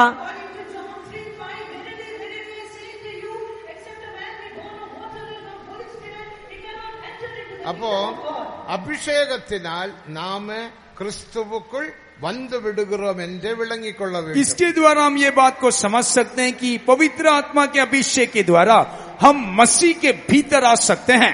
इस तरह सानू जान लेना चाहिए कि पवित्र आत्मा दे मसा दे नाल ही असी मसीह दे विच आ सकते हैं। അടുത്ത് ക്രിസ്തുവുക്കുൾ നീ കാണപ്പെട வேண்டும். अगला मसीह के भीतर आपको वास करना होगा. अगला तुसी मसीह दे विच दिखाई देने चाहिए हो. அதற்கு தான் தேவன் ஒரு ஐக்கியத்தை ஏற்படுத்தினார். उसके लिए ही प्रभु ने हमारे लिए एक संगति को ठहराया है. उस तरह परमेश्वर ने साडे लिए एक संगत नियुक्त की है. 1 யோவான் 1 அதிகாரம் 3 வசனத்தை வாசிக்கும் போது पहला यूहन्ना 1 अध्याय के 3 वचन को हम पढ़ने के समय पहला यूहन्ना 1 अध्याय 3 वचन पढ़ने के समय நாங்கள் கண்டும் கேட்டும் உள்ளது உங்களுக்கு அறிவிக்கிறோம், நீங்கள் எங்களோட ஐக்கியமுள்ளவர்களாய் இருக்கும்படி நாங்கள் கண்டும் கேட்டும் உள்ளது அறிவிக்கிறோம். எங்களோட ஐக்கியம் பிதாவோடும் குமாரனோடுமாய் இருக்கிறது. பஞ்சாபியில் வாசிங்க. ਜਿਹਨੂੰ ਅਸਾਂ ਵੇਖਿਆ ਅਤੇ ਸੁਣਿਆ ਹੈ ਉਹਦਾ ਸਮਾਚਾਰ ਤੁਹਾਨੂੰ ਵੀ ਸੁਣਾਉਂਦੇ ਹਾਂ ਭਈ ਤੁਹਾਡੀ ਵੀ ਸਾਡੇ ਨਾਲ ਸੰਗਤ ਹੋਵੇ ਅਤੇ ਸਾਡੀ ਜਿਹੜੀ ਸੰਗਤ ਹੈ ਉਹ ਪਿਤਾ ਦੇ ਨਾਲ ਅਤੇ ਉਹਦੇ ਪੁੱਤਰ यीशु मसीह दे नाल है. இங்கே ஐக்கியத்தை குறித்து பரிசுத்த யோவான் சொல்லுகிறார். यहाँ संत यूहन्ना जो है एक ऐक्यता के बारे में, एक सहभागिता के बारे में कहता है. एथे संत यूहन्ना एक संगत के बारे दसदा है. நீங்கள் எங்களோட ஐக்கியமாய் இருக்க வேண்டும். आप हमारे साथ सहभागी होना चाहिए. तुहाडी साडे नाल संगत होनी चाहिए है. எங்களுடைய ஐக்கியம் பிதாவோடும் குமாரனோடுமாய் இருக்கிறது. हमारा सहभागिता पिता और उसका पुत्र के साथ है. साडी जेड़ी संगत है वो पिता दे नाल ते ओदे पुत्र यीशु मसीह दे नाल है. இந்த மைக் ஸ்டாண்ட் போல, ये माइक के स्टैंड के समान, ए माइक स्टैंड दी तरह. இப்போ இந்த மைக்ரோஃபோன் என்ன சொல்லுகிறது? अभी ये माइक्रोफोन क्या कहता है? हुणे माइक्रोफोन की कहंदा है அது நேரடியாக பாதத்தோட ஐக்கியப்படுகிறது இல்லை. ये सीधा इसके पैर के साथ जुड़ा हुआ नहीं है. ए सीधा जो दिखाई दे रहा है ये बेस आधार दे नाल जुड़िया हुआ नहीं है. பழைய ஏற்பாட்டில் ஆசரிப்பு கூடாரத்தில் குத்துவிளக்கை நாம் பார்க்கின்றோம். पुराने नियम में मिलाद वाला तंबू में हम एक दीवट के बारे में देख सकते हैं. पुराने नियम दे विच असी डेरे दे विच क्षमादान नु देख सकते हैं. குத்துவிளக்கில் ஒரு பாதம் காணப்படுகிறது. दीवट के लिए एक पैर है. आदि क्षमादान दा एक आधार हुंदा सी. இந்த மைக் ஸ்டாண்டுக்கு ஒரு பாதம் காணப்படுகிறது போல குத்துவிளக்குக்கு ஒரு பாதம். जैसे ये माइक स्टैंड के लिए एक पैर है वैसे ही दीवट के लिए भी एक पैर है. जिस तरह ये माइक दा ये आधार दिखाई दे रहा है इसी तरह क्षमादान दा भी एक आधार हुंदा सी. இரண்டாவது பாதத்தில் இருந்த ஒரு நடுத்தண்டு, ये पांव से लेकर एक डंडी को देख सकते हैं. इस आधार दे उत्ते असी एक सीधा डंडा देख सकते हैं. இந்த நடுத்தண்டோடு தான் இந்த தண்டு இந்த கிளை ஐக்கியமாய் இருக்கிறது. ये पांव से ही ये डंडी जो है वो जुड़ा हुआ है. आते ये क्षमादान दी माइक्रोफोन दी जरा लंबा है इस नाल जुड़िया हुआ है, डंडे नाल जुड़िया हुआ है. குத்துவிளக்கு தேவசபைக்கு நிழல் என்று வெளிப்படுத்தினல் 1 அதிகாரம் 20 वचनத்தில் வாசிக்கிறோம். प्रकाशित वाक्य 1 अध्याय के 20वें वचन में ये दीवट को कलीसिया के साथ तुलना किया गया है कर हम पढ़ सकते हैं। ਅਸੀਂ ਪ੍ਰਕਾਸ਼ ਦੀ ਪੋਥੀ ਪਹਿਲਾ ਅਧਿਆਇ 20 ਵਚਨ ਦੇ ਵਿੱਚ ਇਸ ਸਮਾਧਾਨ ਦੀ ਤੁਲਨਾ ਕਲੀਸਿਆ ਦੇ ਨਾਲ ਕਰਦੇ ਹੋਏ ਵੇਖ ਸਕਦੇ ਹਾਂ। அந்த குத்துவிளக்கை பார்க்கும்போது இதே போல் ஒரு பாதம், उस दीवट को देखने के समय इसके समान एक पाई उसके पास है। ਆਤੇ ਉਸ ਸਮਾਧਾਨ ਨੂੰ ਵੇਖਦੇ ਸਮੇਂ ਇਸੇ ਸਮਾਨ ਉਸ ਦਾ ਵੀ ਇੱਕ ਆਧਾਰ ਹੁੰਦਾ ਹੈ। பாதம் என்பது உயிர்த்தெழுந்த இயேசு கிறிஸ்துவை ये வெளிப்படுத்துகிறது। पाई जो है जीव उठा हुआ यीशु मसीह को दिखाता है। ਆਤੇ ਇਹ ਆਧਾਰ ਜੋ ਹੈ ਜੀ ਉਠੇ ਹੋਏ ਪ੍ਰਭੂ ਯੀਸ਼ੂ ਮਸੀਹ ਨੂੰ ਦਿਖਾਉਂਦਾ ਹੈ। கொலோசியர் 1 அதிகாரம் 18 வசனத்தில் வாசிக்கும் போது உயிர்த்தெழுந்த இயேசு சரீரமான சபையோட தலை என்று வாசிக்கிறோம்। कुलोसी की पत्री का पहला अध्याय के 18 वचन में हम देखते हैं जीव उठा हुआ मसीह जो है वो कलीसिया का सिर है। ਕਲੋਸੀਆਂ ਦੀ ਪੱਤਰੀ ਪਹਿਲਾ ਅਧਿਆਇ 18 ਵਚਨ ਦੇ ਵਿੱਚ ਅਸੀਂ ਵੇਖਦੇ ਹਾਂ ਕਿ ਜੀ ਉਠਿਆ ਹੋਇਆ ਮਸੀਹ ਕਲੀਸਿਆ ਦਾ ਸਿਰ ਹੈ। இந்த பாதத்தில் இருந்த இந்த நடுத்தண்டு, ये पाई से ये बीच के डंडी को देख सकते हैं। ਇਸ ਆਧਾਰ ਦੇ ਉੱਤੇ ਅਸੀਂ ਇੱਕ ਸਿੱਧਾ ਡੰਡਾ ਦੇਖ ਸਕਦੇ ਹਾਂ। நடுத்தண்டு அப்போஸ்தலர்கள் தீர்க்கதரிசிகளை வெளிப்படுத்துகிறது। ये डंडी जो है वो प्रेरित और भविष्यवक्ताओं को दिखाता है। ਇਹ ਡੰਡਾ ਰਸੂਲਾਂ ਤੇ ਨਬੀਆਂ ਨੂੰ ਦਰਸਾਉਂਦਾ ਹੈ। இந்த நடுத்தண்டில் இருந்தால் இந்த கிளை, ये डंडी से ही ये डालियां जुड़ा हुआ है। ਇਹ ਡੰਡੇ ਦੇ ਨਾਲ ਹੀ ਇਹ ਜੋ ਡਾਲੀਆਂ ਹਨ ਜੁੜੀਆਂ ਹੋਈਆਂ ਹਨ। இந்த கிளைதான் அபிஷேகம் பெற்றதான ஒவ்வொரு தேவனுடைய பிள்ளைகளும்। ये डालियां ही अभिषेक प्राप्त किए हुए हर एक परमेश्वर के बच्चे हैं। ਇਹ ਸ਼ਾਖਾਵਾਂ ਜੋ ਹਨ ਇਹ ਮਸਾ ਪ੍ਰਾਪਤ ਕੀਤੇ ਹੋਏ ਪਰਮੇਸ਼ਰ ਦੇ ਸਾਰੇ ਬੱਚੇ ਹਨ। இதுதான் உண்மையான ஐக்கியத்தினுடைய நிலைமை। यही एक सच्चा सहभागिता का एक छाया है। एक सच्ची संगत की अवस्था है।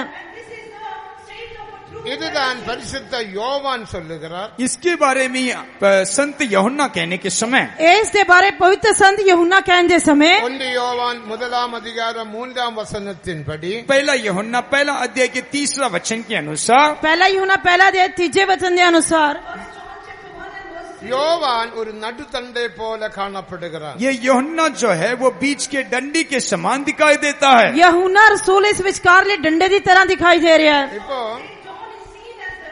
நடுத்தண்டு சொல்லுகிறது, अभी ये बीच का डंडी ऐसे कहती है, ये डंडा इस तरह कहता है, நீங்கள் அதாவது விசுவாசிகள் அதாவது கிளை எங்களோட ஐக்கியமாய் இருக்க வேண்டும்। आप नहीं तो विश्वासी जो डालियां हैं हमारे साथ सहभागी होना चाहिए। तुसी मतलब विश्वासी रूपी शाखावां साडे नाल जुड़ियां रहनियां चाहिए हन। எங்களுடைய ஐக்கியம் பாதத்தோட பிதாவோடும் குமாரனோடுமாய் இருக்கிறது। हमारा यह सहभागिता पिता और उसका पुत्र मसीह के साथ है। आते ये कहंदा है कि साडी संगत पिता दे नाल ते उसदे पुत्र प्रभु यीशु मसीह नाल है। இதுதான் உண்மையான ஐக்கியம்। ஐக்கியம் இந்த நிலைமையில் காணப்பட வேண்டும்। यही एक सच्चा सहभागिता है। एक संगति इस प्रकार होनी चाहिए। आते यही एक सच्ची संगत है। आते सच्ची संगत इस तरह की होनी चाहिए। இந்த மைக்கில் ஒரு சுவாதீனத்துக்கு இண்டிபெண்டன்ட்டுக்கு இடம் இல்லை। इस माइक के भीतर कोई स्वतंत्रता के लिए जगह नहीं है। इस माइक दे विच आजादी दे नाल रहन दे लिए कोई जगह नहीं है। இப்போ இந்த கிளை சொல்லுகிறது, अभी ये डाली ऐसे कहती है, होने टाणी इस तरह कहती है, நான் இந்த தண்டோட ஐக்கியமாய் இருக்க முடியாது, நான் நேர பாதத்தில் ஐக்கியமாய் இருக்கிறேன்னு சொன்னால் மைக் ஸ்டாண்டா இருக்க முடியுமா? ये डाली यदि ऐसे कहती है कि मुझे ये डंडी के साथ कोई रिश्ता नहीं है, मैं पैर के साथ जुड़ा रहूंगा करके ये कहने पर ये माइक स्टैंड ऐसे खड़ा रह सकता है? जेकर ये टाणी जाए माइक स्टैंड कहे कि मैं डंडे दे नाल कोई संबंध नहीं रखना चाहता, सीधा आधार दे नाल रहना चाहता, तां की इस तरह रह सकदा है?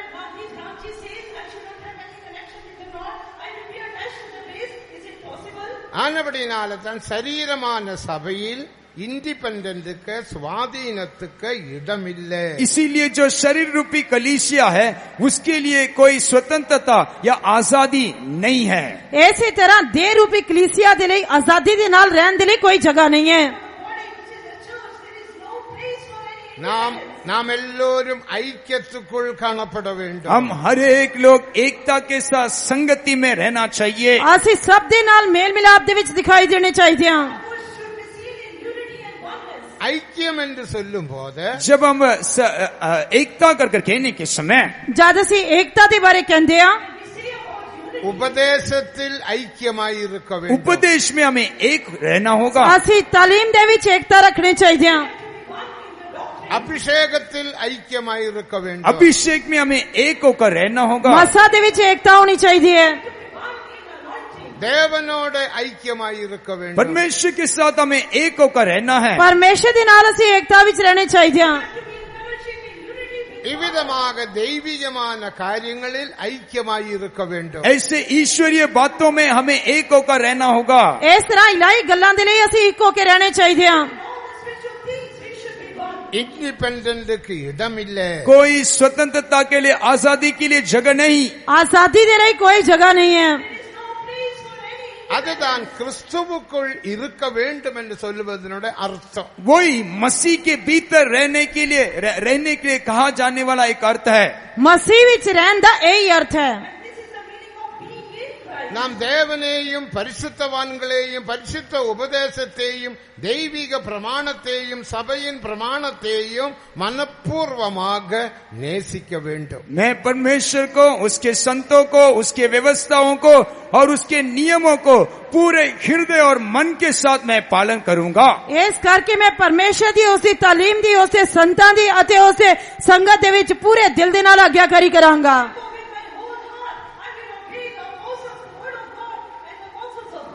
சபையை ஐக்கியத்தை குடும்பம் என்று பரிசுத்த பவுல் சொன்னார். ये कलीसिया का एकता को संत पौलुस ने एक परिवार के साथ जुड़कर कहा है. कलीसिया दी एकता नु एक परिवार दे रूप विच संत पौलुस ने दस्या है. எபேசியர் 3ஆம் அதிகாரம் 14ஆம் வசனத்தை வாசிக்கும் போது एफेसी की पत्री का 3 अध्याय के 14 वचन को हम पढ़ने के समय एफेसियों की पत्री 3 अध्याय 14 वचन पढ़ने समय பரலோகத்தில் உள்ளவர்களும் பூமியில் உள்ளவர்களும் ஒன்றாக்கப்படும்படிக்கு ஸ்தானாதிபதியாய இயேசுவினுடைய குடும்பமாக மாறும்படிக்க இயேசுவுக்கு முன்பாக நான் முழங்கால் படியிடுகிறேன் என்று வாசிக்கிறோம். वहाँ हम ऐसे पढ़ते हैं कि स्वर्ग और पृथ्वी के घराने जो है वो एक ही रहने के लिए मैं प्रभु के सामने घुटना टेकता हूं कर कदम पढ़ सकते हैं. ਅਸੀਂ ਪੜ੍ਹਦੇ ਹਾਂ ਇਸ ਕਾਰਨ ਮੈਂ ਉਸ ਪਿਤਾ ਦੇ ਅੱਗੇ ਆਪਣੇ ਗੋਡੇ ਨਿਵਾਉਂਦਾ ਹਾਂ ਜਿਸ ਤੋਂ ਆਕਾਸ਼ ਤੇ ਧਰਤੀ ਉੱਤੇ ਹਰੇਕ ਘਰਾਣੇ ਦਾ ਨਾਮ ਆਖੀਦਾ ਹੈ.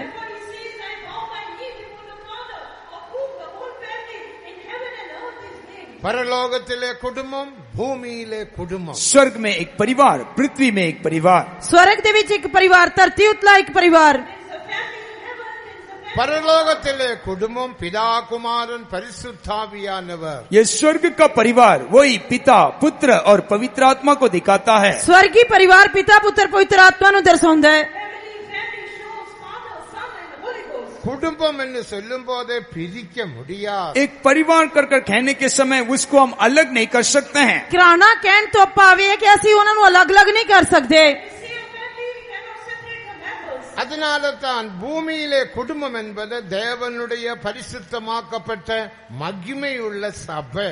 इसीलिए इस पृथ्वी में परिवार कर कहने के समय प्रभु का महिमा भरा हुआ पवित्र किया हुआ कलीसिया को दिखाता है. धरती उतले घराने तो पावे है परमेश्वर की पवित्र की हुई जलाली कलीसिया. இந்த शरीरமான சபையை பிரிக்க முடியாது. ये शारीरिक रूपी कलीसिया को कोई अलग नहीं कर सकता. इस देह रूपी कलीसिया नु अलग-अलग नहीं किया जा सकता. அதனால தான் ரோமர் 8ஆம் அதிகாரம் 35 37 வரை வாசிக்கும் போது इसीलिए रोमियो की पत्रिका 8वां अध्याय के 35 वचन से लेकर 37 वचन तक पढ़ने के समय ऐसे करके रोमियो की पत्री 8 अध्याय 35 से लेकर 37 वचन पढ़ने समय கிறிஸ்துவின் அன்பை விட்டு என்னை பிரிப்பவன் யார்? कौन हमें मसीह के प्रेम से अलग करेगा? कौन सानू मसीह दे प्रेम तो अड करेगा? அங்க சரீரிகமான 7 போராட்டங்களை நாம் பார்க்கின்றோம். वहाँ शारीरिक रीति से 7 प्रकार के लड़ाई को हम देख सकते हैं. ਉੱਥੇ ਅਸੀਂ ਸ਼ਾਬਦਿਕ ਤੌਰ ਤੇ 7 ਪ੍ਰਕਾਰ ਦੀਆਂ ਭੋਜਨਾਂ ਦੇ ਬਾਰੇ ਦੇਖ ਸਕਦੇ ਹਾਂ. அது பசியானாலும் பட்டணமானாலும் தரித்திரமானாலும் நிர்வாணமானாலும் எதையும் என்னை விட்டு பிரிக்க முடியாது. क्लेश हो, संकट हो, उपद्रव हो, अकाल हो, नंगाई हो, जोखिम हो, तलवार हो, कोई भी मुझे मसीह से अलग नहीं कर सकता. ਉੱਥੇ ਅਸੀਂ ਵੇਖ ਸਕਦੇ ਹਾਂ ਕਿ ਵਿਪਤਾ ਜਾਂ ਕਸ਼ਟ ਜਾਂ ਹਨੇਰ ਜਾਂ ਕਾਲ ਜਾਂ ਨੰਗ ਜਾਂ ਭੋਜਲ ਜਾਂ ਤਲਵਾਰ ਕੋਈ ਵੀ ਮੈਨੂੰ ਮਸੀਹ ਦੇ ਪ੍ਰੇਮ ਤੋਂ ਅੱਡ ਨਹੀਂ ਕਰ ਸਕਦਾ.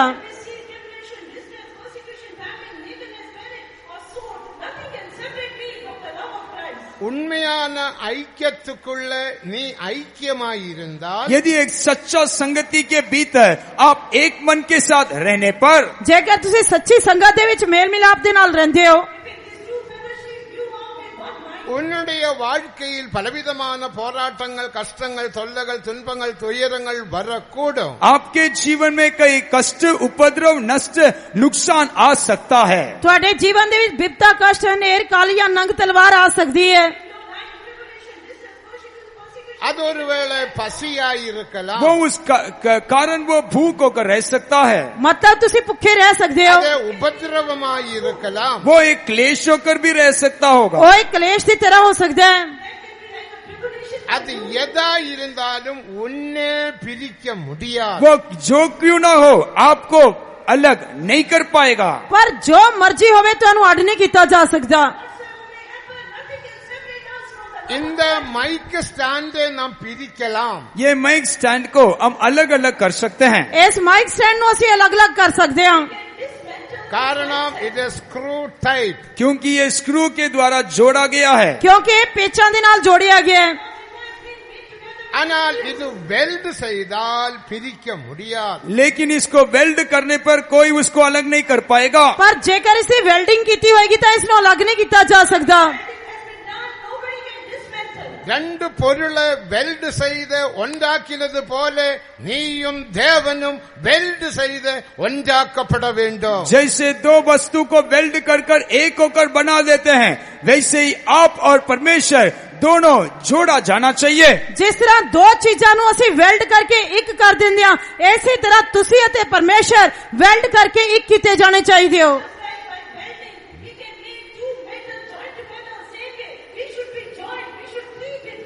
நம்ம வெல்ட் செய்கிற பொருள் என்ன? हमें प्रभु के साथ जोड़ने वाला वो वस्तु क्या है? ਆਤੀ ਸਾਨੂੰ ਪਰਮੇਸ਼ਰ ਦੇ ਨਾਲ ਜੋੜਨ ਵਾਲੀ ਕਿਹੜੀ ਚੀਜ਼ ਹੈ? அதுதான் தேவ அன்பு. वही परमेश्वर का प्रेम है. ਉਹ ਕੇਵਲ ਪਰਮੇਸ਼ਰ ਦਾ ਪ੍ਰੇਮ ਹੈ. அது கிறிஸ்துவின் அன்பை விட்டு என்னை பிரிப்பவன் யார்? कौन हमें मसीह के प्रेम से अलग कर सकता? ਕੌਣ ਸਾਨੂੰ ਮਸੀਹ ਦੇ ਪ੍ਰੇਮ ਤੋਂ ਅੱਡ ਕਰੇਗਾ? நீ பிரியாமல் இருந்தால் நீ உண்மையாக தேவனுடைய ஐக்கியத்துக்குள் காணப்படுகிறாய். यदि आप अलग हुए बिना जीवन बिताने से वास्तविक तौर से आप मसीह के भीतर पाए जाएंगे. ਜੇਕਰ ਤੁਸੀਂ ਸੱਚਮੁੱਚ ਪਰਮੇਸ਼ਰ ਦੇ ਪ੍ਰੇਮ ਵਿੱਚ ਇੱਕ ਹੋ ਕੇ ਰਹੋਗੇ ਤਾਂ ਤੁਸੀਂ ਮਸੀਹ ਦੇ ਵਿੱਚ ਪਾਏ ਜਾਓਗੇ.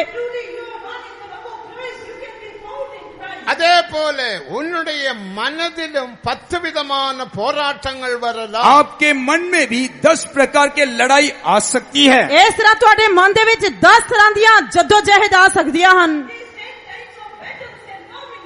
அதுதான் ரோமர் 8ஆம் அதிகாரம் 36 இருந்து வாசிக்கிறோம். वही रोमी की पत्रिका 8वां अध्याय के 36वें वचन से आगे हम पढ़ सकते हैं. ਉਸ ਦੇ ਬਾਰੇ ਤੁਸੀਂ ਰੋਮੀਆਂ ਦੀ ਪੱਤਰੀ 8 ਅਧਿਆਇ 36 ਵਚਨ ਤੋਂ ਅੱਗੇ ਪढ़ ਸਕਦੇ ਹੋ.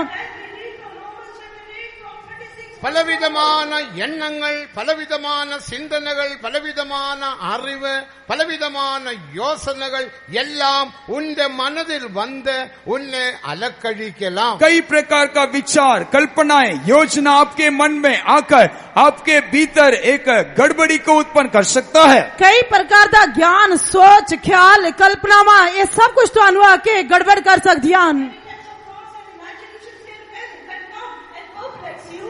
ஆனால் இந்த அன்பிலிருந்து உன்னை ஒன்ற வல்லமைக்கும் பிரிக்க முடியாது. लेकिन इस प्रेम से आपको कोई भी सामर्थ अलग नहीं कर पाएगा. ਪਰ ਇਹਨਾਂ ਵਿੱਚੋਂ ਕੋਈ ਵੀ ਸ਼ਕਤੀ ਤੁਹਾਨੂੰ ਮਸੀਹ ਦੇ ਪ੍ਰੇਮ ਤੋਂ ਅੱਡ ਨਹੀਂ ਕਰ ਸਕੇਗੀ.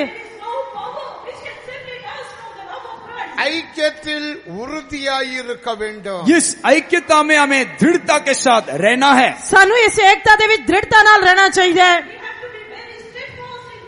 உபதேசத்தில் ஐக்கியமாயிருக்க வேண்டும். इस उपदेश में हमें एक होकर रहना होगा. ਸਾਨੂੰ ਤਾਲੀਮ ਦੇ ਵਿੱਚ ਏਕਤਾ ਨਾਲ ਰਹਿਣਾ ਚਾਹੀਦਾ ਹੈ. தெய்வீக சுகத்திலும் பாடுபடுகிற விஷயத்திலும் வேறுபாடு ஜீவியத்திலும் நீ உறுதியாயிருக்க வேண்டும். ईश्वरीय चंगाई के सच्चाई के लिए, अलगावट के जीवन के लिए आप स्थिरता के साथ रहना है. ਇਸ ਕਰਕੇ ਅਸੀਂ ਇਲਾਹੀ ਸ਼ਿਫਾ ਤੇ ਅਲੈਹਦਗੀ ਦੇ ਜੀਵਨ ਦੇ ਲਈ ਦ੍ਰਿੜਤਾ ਦੇ ਨਾਲ ਏਕਤਾ ਵਿੱਚ ਰਹਿਣਾ ਹੈ. 2 திமோத்தேயும் 3ஆம் அதிகாரம் 16, 17 வசனங்கள் 17, 18 வசனங்களை வாசிக்கும் போது दूसरा तिमोथी 3 अध्याय के 17 और 18 वचन को हम पढ़ने समय ਦੂਜਾ ਤਿਮੋਥੀ 3 ਅਧਿਆਇ 17 ਤੇ 18 ਵਚਨ ਪੜ੍ਹਨ ਦੇ ਸਮੇਂ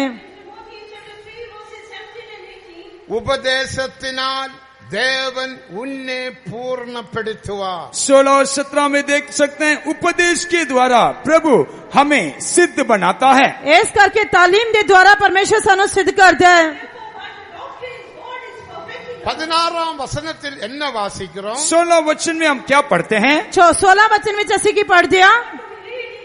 தேவனுடைய வாக்கியங்கள் எல்லாம் தேவாவியினால் எழுதப்பட்டிருக்கிறது. परमेश्वर का हर एक वचन संपूर्ण रीति से प्रभु के आत्मा के द्वारा रचा गया है. सारी लिखत परमेश्वर दी आत्मा तो है.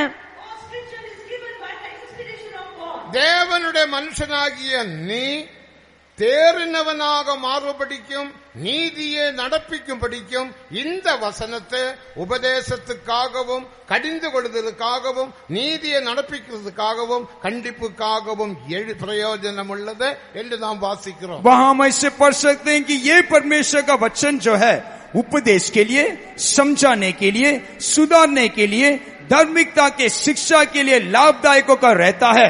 ਇਸ ਕਰਕੇ ਅਸੀਂ ਪੜ੍ਹਦੇ ਹਾਂ ਕਿ ਇਹ ਸਾਰੀ ਸਿੱਖਿਆ ਤਾੜਨ, ਸੁਧਾਰਨ ਅਤੇ ਧਰਮ ਦੇ ਗਿਜਾਉਣ ਦੇ ਲਈ ਗੁਣਕਾਰ ਹੈ.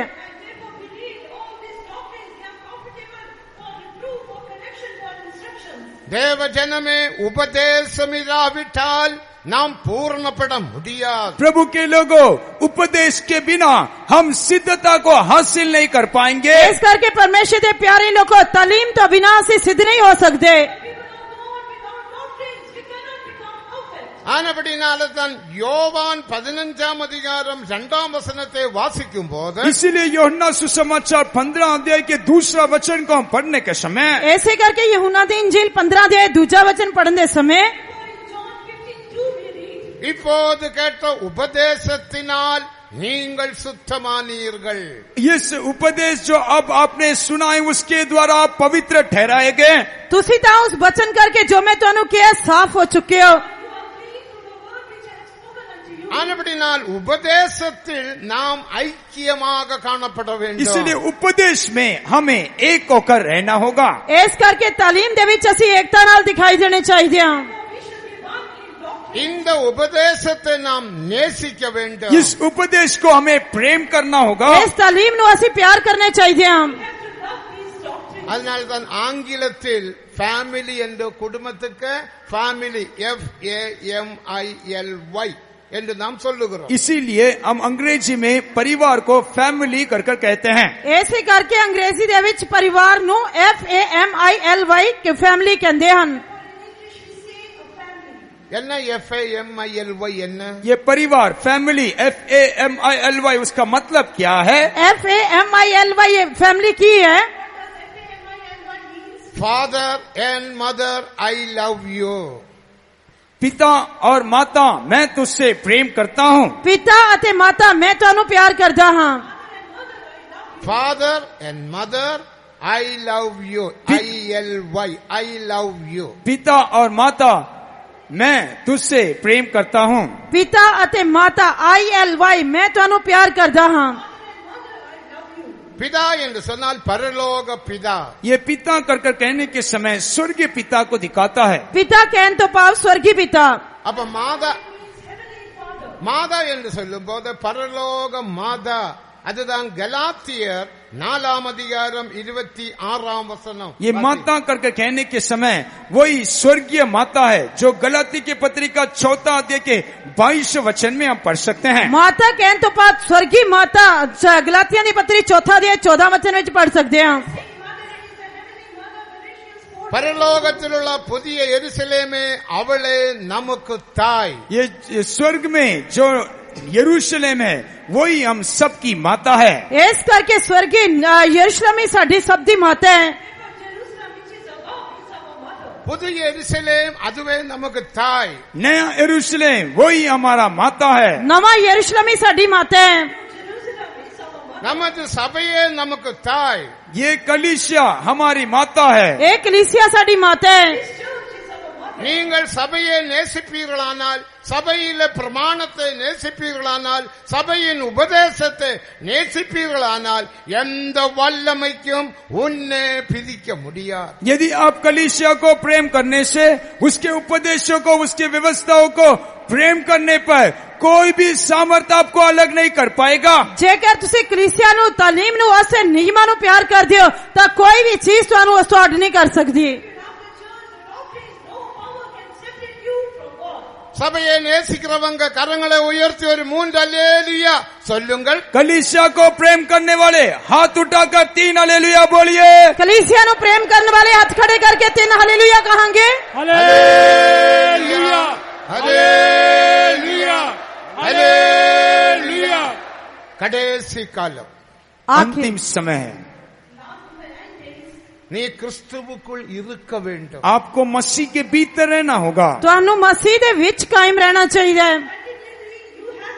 கல்யாணம் வரும்போது நீ பிரிந்து போவதல்ல. अचानक शादी आने के कारण आप अलग होकर नहीं जाना. ये नहीं कि विवाह दा मौका आंदे समय तुसी अड हो जाओ. உன்னுடைய வாழ்க்கையில் சில பிரச்சனைகள், பல கஷ்டங்கள், சில போராட்டங்கள், சில விதமான தடைகள் வரும்போது நீ பிரிந்து போவதல்ல. आपके जीवन में कोई कष्ट, कोई नष्ट, कोई रुकावट, नाना प्रकार के परेशानी आने के कारण अलग होकर नहीं जाना. ऐसा मतलब ये नहीं कि तुम्हारे जीवन दे विच कोई कष्ट, नष्ट, समस्या या कोई रुकावट या मुसीबत आने समय तुसी अलग हो जाओ.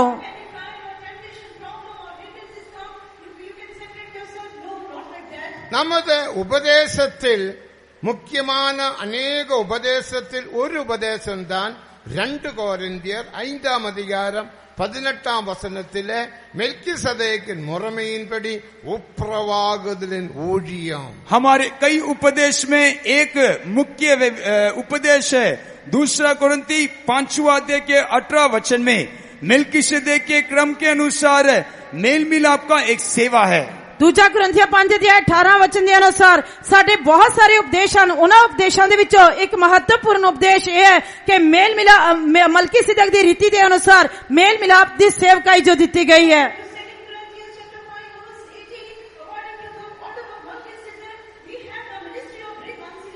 நமது ஊழியம் மெல்கிசதேக்கின் முறைமையின்படியுள்ள ஊழியம். हमारा ये सेवा मेलकिसदेक के क्रम के अनुसार ठहराया हुआ एक सेवा है. साडी ये सेवा मलकीसिदक दी रीत के अनुसार नियुक्त की गई सेवा है.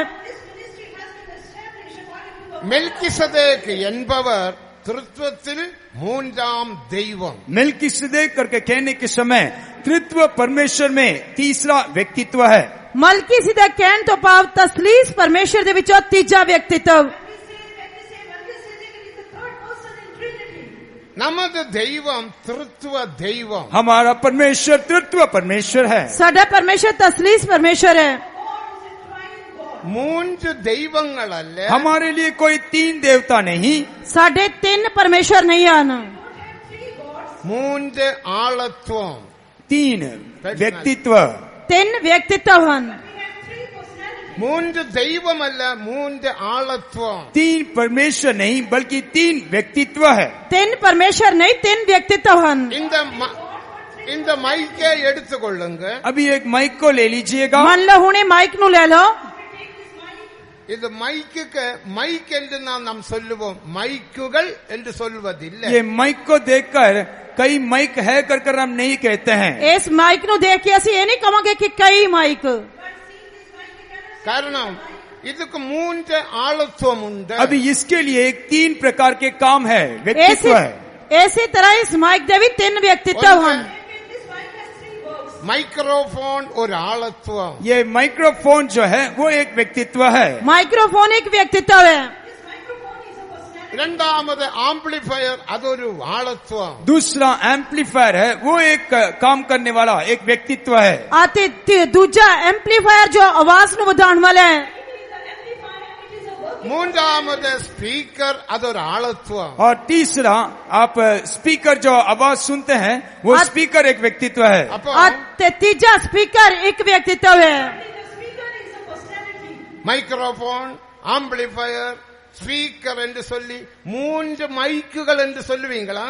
माइक्रोफोन, एम्पलीफायर और स्पीकर कर तीन माइक है कर आप बोलते हैं।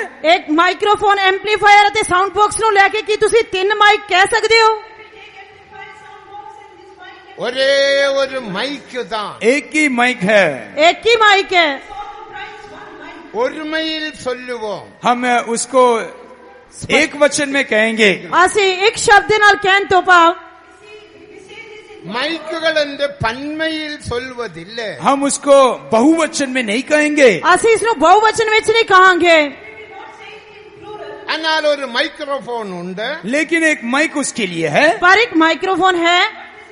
ഒരു ആംപ്ലിഫയർ ഉണ്ട്. वो एम्पलीफायर के साथ जुड़ा हुआ है। पर एम्पलीफायर ना जुड़े है। ഒരു സ്പീക്കർ ഉണ്ട്. और उसके लिए एक साउंड बॉक्स भी है। आते उससे लिए एक साउंड बॉक्स भी है। മൈക്ക് സെറ്റില് മൂന്ന് ആളത്വം. ये माइक सेट के साथ जुड़ा हुआ तीन व्यक्तित्व है। इसी तरह इस माइक सेट दे विच तीन व्यक्तित्व हैं। മൂന്ന് മൈക്കുകളല്ല.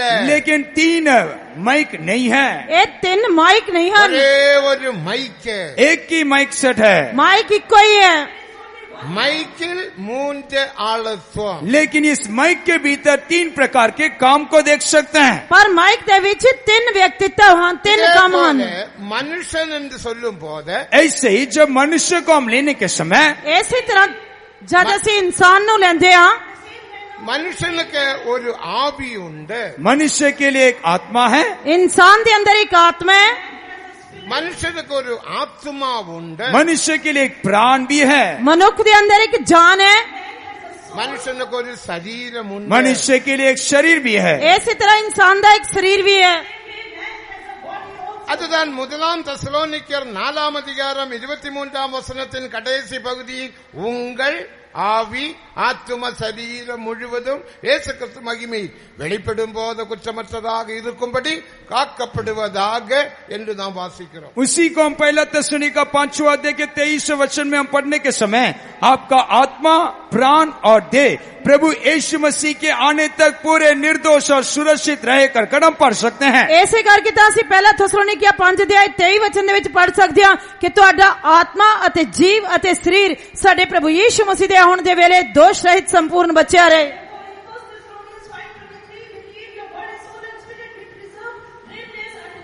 அப்போ எனக்கு ஒரு ஆவி உண்டு. मेरे लिए एक आत्मा है। मेरे अंदर एक जान है। எனக்கு ஒரு ஆத்மா உண்டு. मेरे लिए एक प्राण भी है। मेरे अंदर एक आत्मा है। எனக்கு ஒரு சரீரம் உண்டு. मेरे लिए एक शरीर भी है। आते मेरे अंदर एक शरीर भी है। அதனால என்னோட பேர் தோமஸ். 3 தோமஸ் இல்ல. इसीलिए मेरा नाम थॉमस वो 3 थॉमस नहीं है। इसलिए मेरा नाम थॉमस है तो इसका मतलब ये नहीं कि 3 थॉमस है। எத்தனை தோமஸ் உண்டு?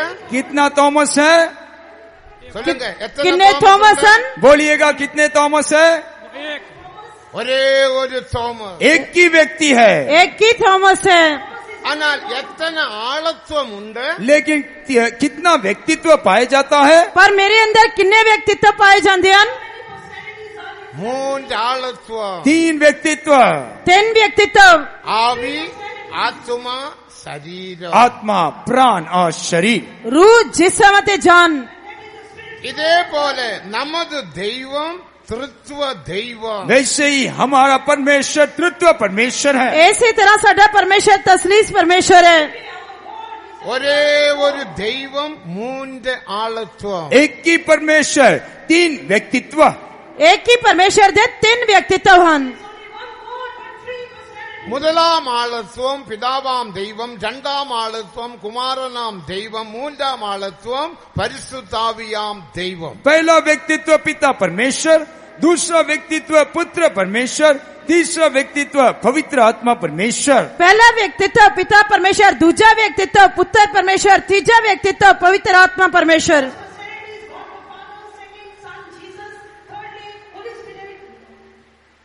தேவனுக்கு மகிமை. प्रभु की महिमा हो। परमेश्वर के नाम की महिमा होए। ஆனபடியினால் இந்த ஆழத்துவத்தில் நாம் விசுவாசிக்க வேண்டும். इसीलिए इस व्यक्तित्व के ऊपर हमें विश्वास करना होगा। इस करके इन्हां व्यक्तित्वां ते सानू विश्वास करना चाहिए।